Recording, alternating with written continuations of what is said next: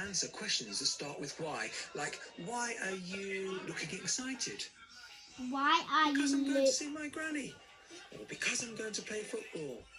And it's a word that all the characters in the story do use.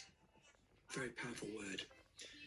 The next one, the character says, it was not my fault because a mouse ran up my tail. It was the elephant in the story. The next character says, it wasn't my fault. It's because I was startled by an elephant. Who said that? It was the girl in the story.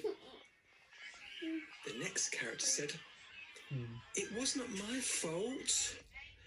It was a banana. It fell on my head. It was the mouse. The next character said, it was not my fault because I was trying to get your attention because of your terrible singing. Who said that? the king? Monkey. Monkey. This next thing is a thing. What did the monkey? Banana. Banana. A banana that landed on the head of a little mouse.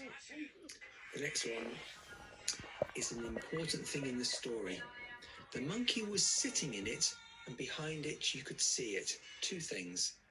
The tree and the moon. Can you see the moon through the trees? The next one, well, this next one was a very important character in the story, and he liked singing to the moon because he wanted it. The king. Where did the king live? He lived In the in castle. a palace. And if you put all those things together, it turns into a story map. Excuse my picture just here. So, this is the story of the king and the moon. And we are going to step through this story today. So remember, it starts here. Once upon a time, there was a king who lived in a palace. And the king had everything he needed except the moon. And he would sing to the moon. I love you, moon, you make me swoon. Up in the tree, the monkey said, please stop, king, I don't like your singing. And he threw a banana and it hit a little mouse in the head. The mouse scampered and ran up the tail of an elephant who charged through the town and scared a little girl, and she threw eggs into the face of the king.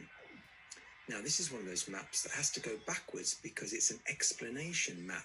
So the king says, why did you do it? Follow the red arrows back. She says, it wasn't my fault. An elephant scared me. Wasn't me, said the elephant, because I was scared by a mouse. Wasn't me, said the mouse, because I was scared by a banana thrown by a monkey. Wasn't me, said the monkey, sitting in his tree. It was your singing. And so finally, the king thinks, well, yes, I have got egg on my face, but I do love the moon. And he climbs the mountain and stands on boxes and tries to reach the moon. We are now going to try and step that story. Don't worry, I'll show you what to do.